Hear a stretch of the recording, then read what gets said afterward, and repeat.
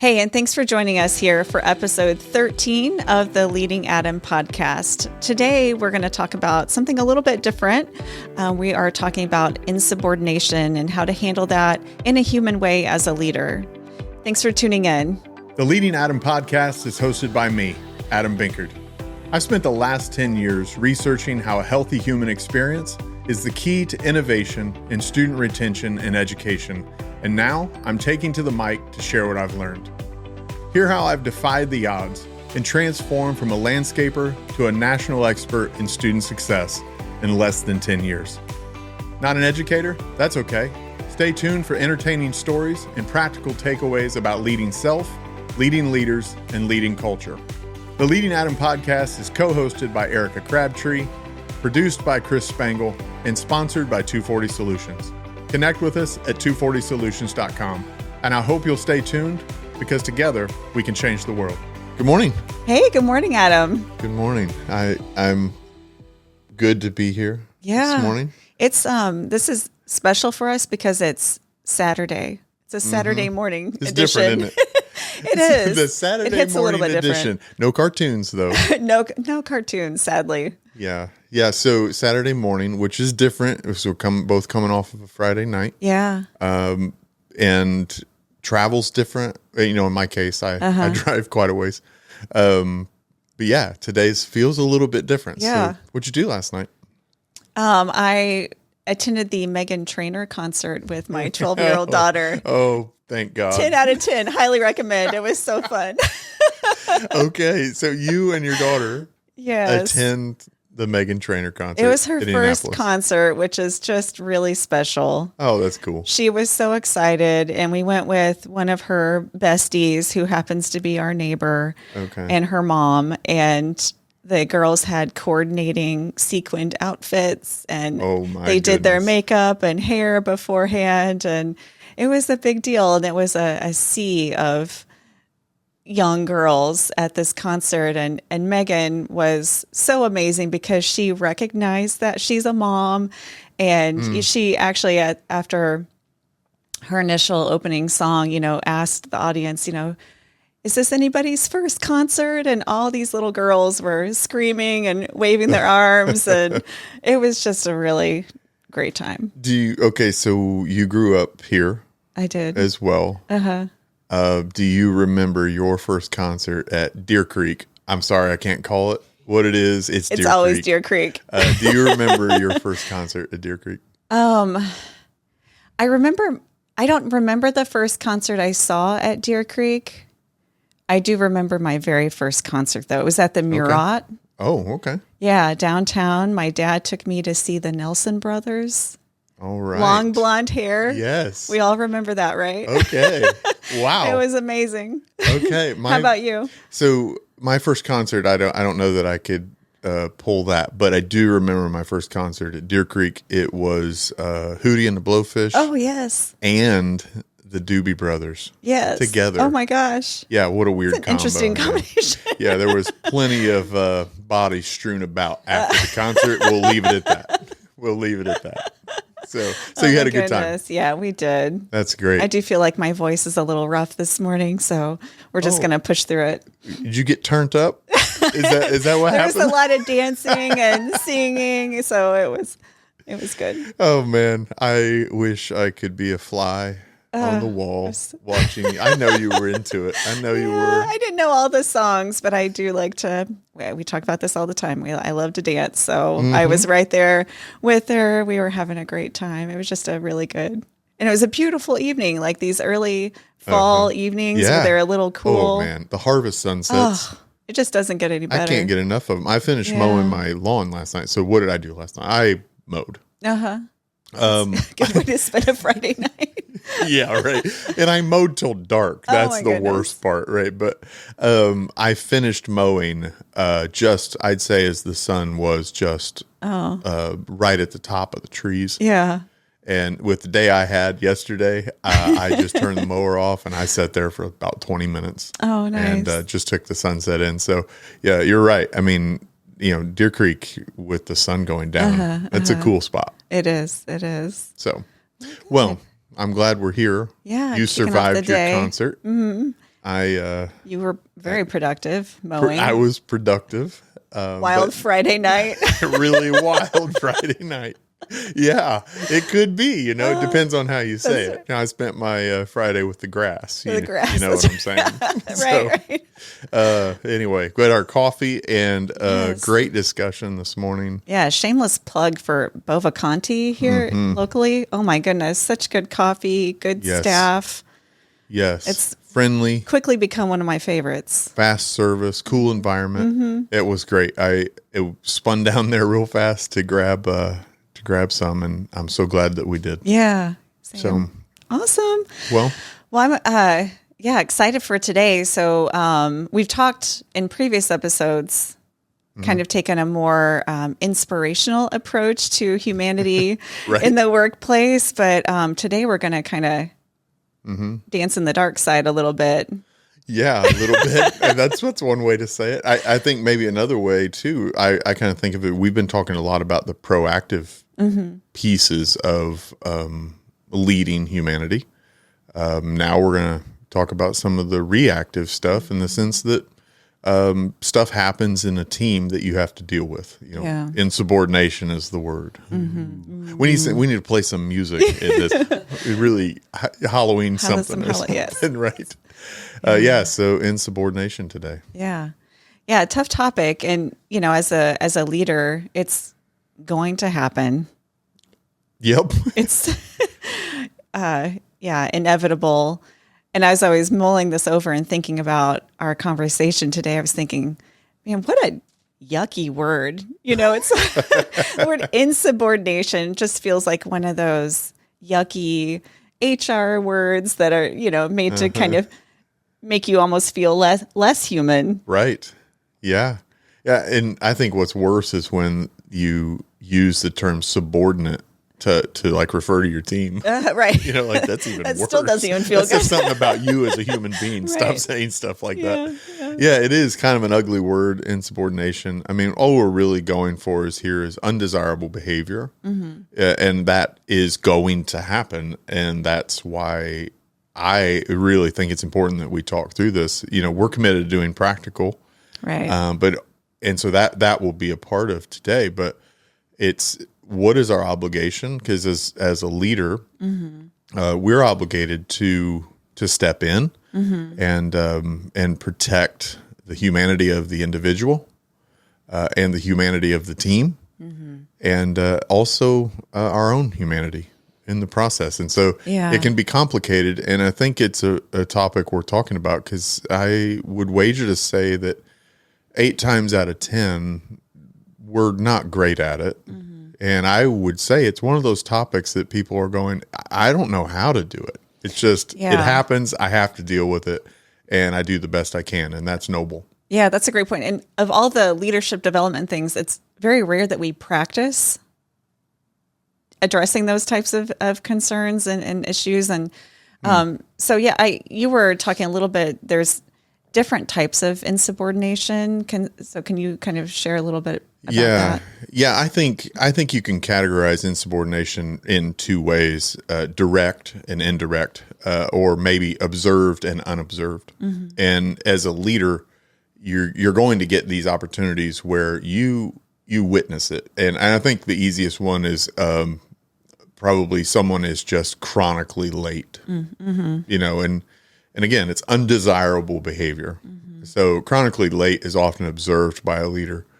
So I would put that in that category. And then you've got others that are more like, say, attitude issues that a teammate's dealing with an individual on the team, and they're coming to you and saying, this is ridiculous. Somebody needs to do something about this, or a mistake that's made that's not being owned, but the team is the one experiencing it, and they're bringing it to you. So I would put it in those 2 categories. Yeah. So as a leader, I'd say let's, talk about the indirect one. That could be potentially a little tricky because you didn't personally witness it. Right. You're hearing of this. So, what do you think is the best way to approach that or address that. And it does hurt the team. Things like that kind of trickle out. The team, that's where you get the productivity issues can happen because everyone's talking about it. Exactly. Yeah, that's definitely happening also. Yes. You said, I laugh about this. Our leader development and preparation programs, that exist, every company has a version of it. Yeah. Most of them are antiquated and kind of spent just to check boxes. Mm-hmm. Never have I experienced any development that teaches me how to deal with insubordination or let someone go. Right. Never. Right. But it happens all the time. It's hard. We want to kind of avoid it because it's a terrible feeling. Yeah, it's something that's really hard to do and hard to face. And I cycle back because you said they're going to talk about it. Another thing that happens in every team is gossip. Mm-hmm. Yet we're not taught as leaders, how do we deal with this? Yeah. So anyway, maybe those are topics we can get into in another episode because those are both pretty big things. But today we are talking about discipline of undesired behavior. So the indirect, piece, I think sometimes the easiest way to understand the effectiveness or the right path to choose is to really talk about the one not to choose, because that's the one typically that is the easiest. And so I think what the most common mistake that we've seen in working with organizations and being a part of organizations, the most common mistake in indirect insubordination is the blanket approach. I hear a thing about this is going on in the team. Maybe it's an attitude. Maybe it's maybe someone is just processing a thing wrong that's causing problems down the line. And so I draft an all team email message, or I bring it up in our morning meetings as if it's a common problem in the team, but I'm really only talking to one person. Right. That is probably the most damaging thing that a leader can do with indirect insubordination. Yes, and think about how the top performers feel, or those that really take that kind of feedback very seriously, who are high performers on the team. They're hearing that as well and thinking that, well, maybe am I part of the problem? Am I doing that, or I'm not doing this? Why do they think that I'm doing this? There could be, that could really hurt those performers as well. Right. Well, you're a top performer, and I don't work with you in what you do now, but I did before, and you were a top performer. I mean, you were the model. So how would you feel? I know it happened. It happens in every team, these blanket things. So when that happened for you as a top performer, what were you feeling that? I've actually had conversations about that with my current boss, because sometimes those kind of things do happen, and I am constantly thinking about how to be better and how to be more efficient with my day and continue my performance. And, I'm not always perfect, but I definitely, am doing what I need to do every single day. And so sometimes that feedback, when I hear blanket statements like that, it hurts a little bit, because, I do wonder, am I part of this conversation, or is this not for me, or is it for me? There's a little bit of confusion there. It's interesting. So is it a little bit of, you said confusion, but is it also a little bit of, I feel unnoticed because you are doing those things well, or giving the effort on it at least? For sure. I think it is maybe a lack of acknowledgement that I shouldn't be. This. I know this doesn't pertain to me, because I recognize it, but yet, I the same feedback maybe not be presented during that same meeting or in the same way, or I would say that could be. So I think back to this, how do we deal with it? We're starting with, well, here, don't do this. Yeah. And so the opposite of don't do that is a direct conversation. A more personal one-on-one approach. Right. A more personal one-on-one approach. And I think there's a key to that is, you're always going to hear us talk about, which is curiosity. The worst thing you can do in the individual conversation, right? So step one, don't send a blanket email. Right. The worst thing you can do in an individual conversation is take what was reported to you as the whole story or the fact, right? And this is something that we all know, right? Yeah. The truth lies in the middle of stuff, yet as leaders, we get so conditioned that I've got an inbox full of things I've got to do. I need to be efficient in this process. And then we skip that and we take the evidence that we do have, the input that we do have, and we say, this is the situation. I've got to correct that. And so I think in the individual conversation, it's being clear, but really seeking to understand, can you help me process, why is this happening? Why did you choose this particular thing? Right. So that we can talk more about it. So Sure. I think that would be another bit of encouragement here in the indirect. Yeah, the why, asking the why, I do agree that is so critical. And we haven't talked yet about the direct insubordination, but I think similarly, that same question applies there, because it is easy to maybe make assumptions, or like you said, that's the easy path to say, oh, there's certain people, one individual, maybe more than one individual that are, doing something incorrectly or something's going on, and to just assume why that is happening, which could be really incorrect. Right. And maybe it is, something, sometimes, throughout my career, I've seen comments or, things come out where maybe it's a process issue or something. And sometimes the issue is maybe the resources, could be improved, or how everyone is, maybe accessing them in inconsistent ways. So there could be something, a good solution that's not damaging to the, thinking that a person is. Yeah. It's really taking the idea and saying, chances are this scenario is not as simple as this employee is making it to be. Right. The one who's reporting it. Yeah. I think starting at a place where we realize that our human nature is selfish. We are self-centered and conditioned to make everything about us.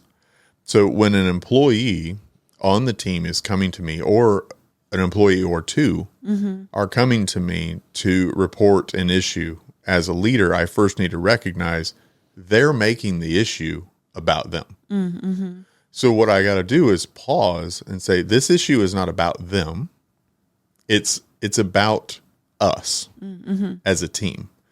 And then it positions you to be more curious, to say, well, how is it about us? And I think that is a great place to be. So I do agree with you. It is our natural inclination to go, why is this happening? When did it start? That kind of thing. Right. But it is really what's going on behind those that really gets us to a place of handling insubordination in a very humane way. And that is questions like, what can I do to improve the situation? How can I engage this employee to understand what's happening? And now all of a sudden I've put it in a place of my control and my responsibility. And that is 100% the key to dealing with insubordination in a team in the most human-centered way. Yeah, in a position of learning. Because it's always felt, if you sit down with your leader, let's go back to the direct, right? So we don't want to miss that and run out of time, because we could do that Easily. The direct one that I threw on the table was chronic late. Right. Well, in chronic late, there is a lot to be able to look and say, why can't they leave on time? Why can't they go to bed earlier? Why can't they understand that there's traffic in the city every freaking day? Like, why? Sure. That's where we want to be. Instead, pausing and saying, how can I help this individual become more organized?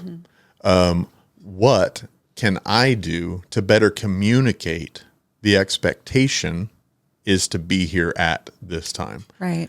And take and put that on. When you sit down with that team member and you start with that question, I promise you 9 times out of 10, that person's going to feel awful because they're going to see you taking responsibility for their immature or inappropriate behavior.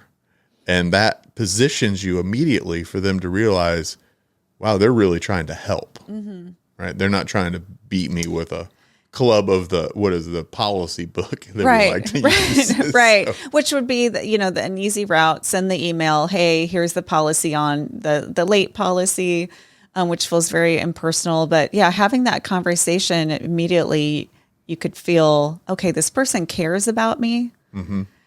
And yes, now I feel, I would feel a little guilty about the behavior but just opening up that dialogue and that conversation for a leader and an employee to be able to better understand the circumstances around that and to strategize a game plan, but also to feel like, okay, they know I'm late. They care that I'm late. Right. So yeah, that's a totally different feeling coming out of that than receiving that email and just like bristling. It's like the visceral reaction to the. Well, and I think too here is going to there's moments of insubordination, and then there's repeat offenders, and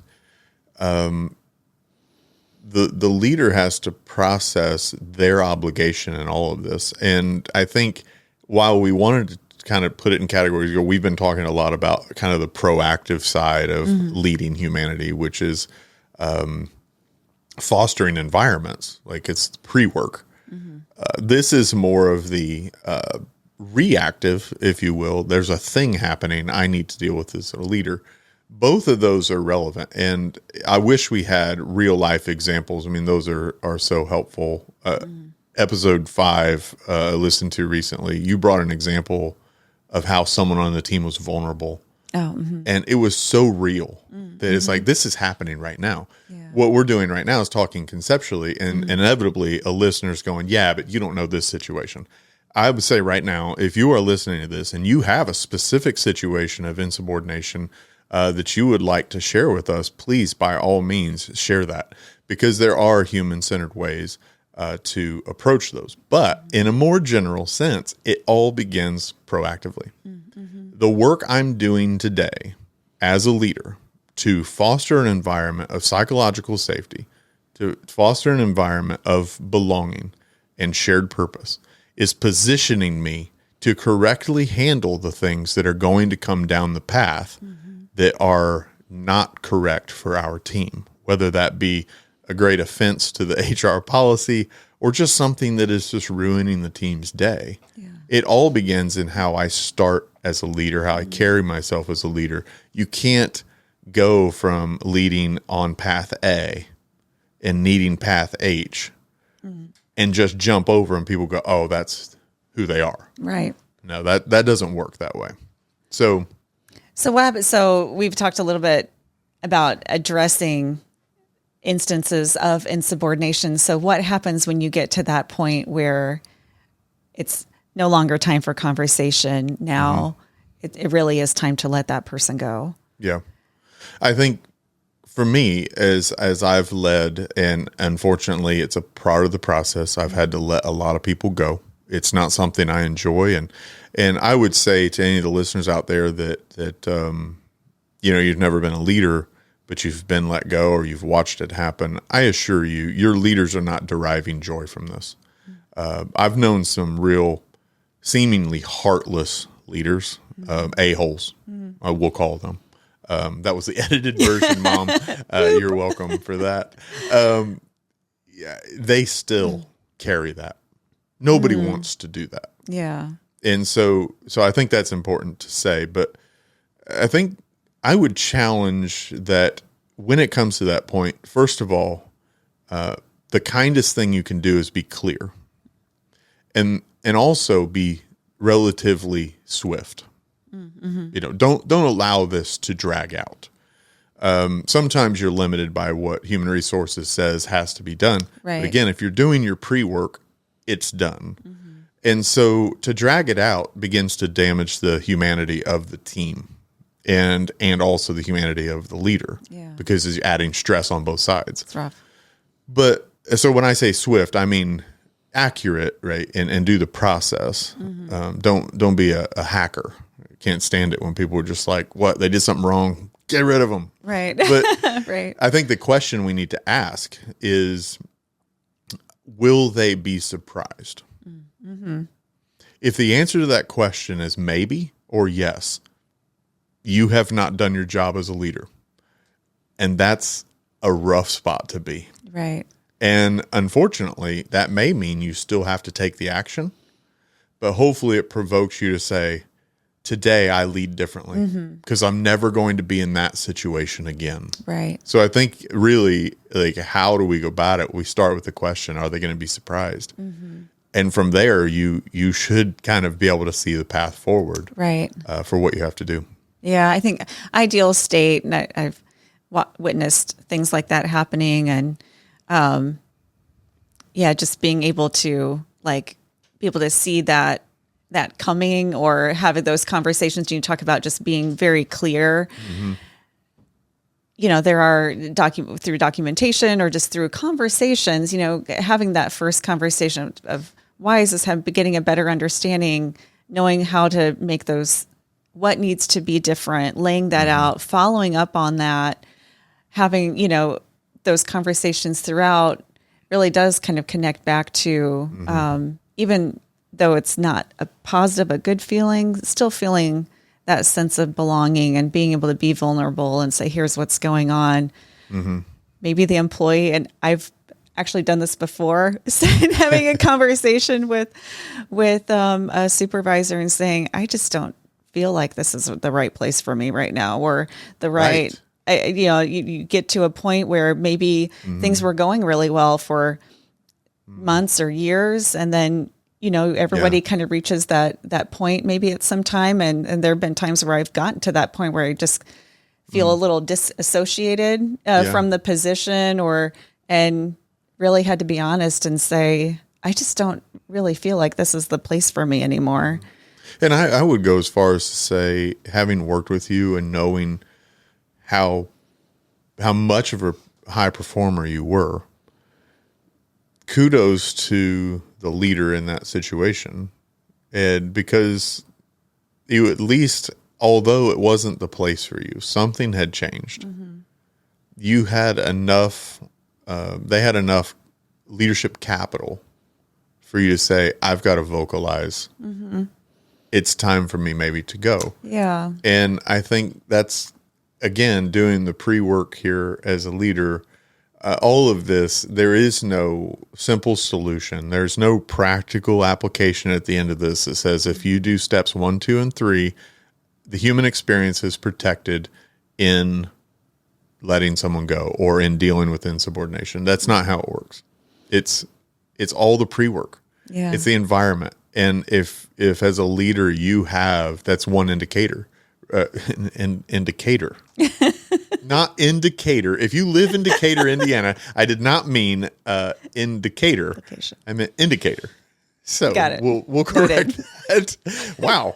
But it is one indicator that you are at least building a foundation. If you do have someone and people on your team that are willing to openly share, I'm struggling, I don't know that I belong here, I think my time may be coming to an end, I'm looking forward to other opportunities. That's a good thing, because you have a rapport with them where they're willing to be human with you. And so I know we're out of time. We know this was a big topic today, but encouragement today to the leaders out there that, number one, if you're having undesirable behavior in your team, recognize that that's not abnormal. Every leader is experiencing that. Right. And don't personalize that, but also don't shrug your responsibility in that. And so I'd like to we don't do this very often, but I think the best thing maybe to do is put material in the hands of those who are leading that they can ingest. And so I'd like to make a book recommendation as our practical stuff. So if you're listening today and you want to dig in more on how do I foster an environment, how do I really approach this, I'm going to say to you, it begins with your mindset. And so this recommendation comes from a friend of mine who serves as a VP of development for Chick-fil-A, people development. And it is a book called Question Behind the Question, QBQ, John G. Miller. Highly recommended. It's a simple read. It's a practical read. And it's something that immediately you can take and apply and say, ooh. But I will tell you, if you read this book, it is going to wreck you for a minute, because the chances are you're struggling with this in some way. And I think that's okay too, because it's all about personal responsibility. So there we go. QBQ, Question Behind the Question, the recommendation for the week. Great. So we have one last thing. I'm excited. Next episode, we have a guest. I know you're not going to be here, but I have to say this. So I get to sit in your chair. Yes. I'm so excited about it. It's a special place. Take care of the chair. I get to be the king of the podcast in next episode, but I'm excited about our guest coming. So if you're listening, tune in for episode 14. It'll be me and a guest. Awesome. Cheers. Cheers. Thanks for joining us here at the Leading Adam podcast. We hope you found inspiration and hope to see you again next time. Leave us a comment on YouTube, or if you have an idea for a future episode, let us know that too. You can connect with us at 240solutions.com. Thanks, and we hope to see you again next time.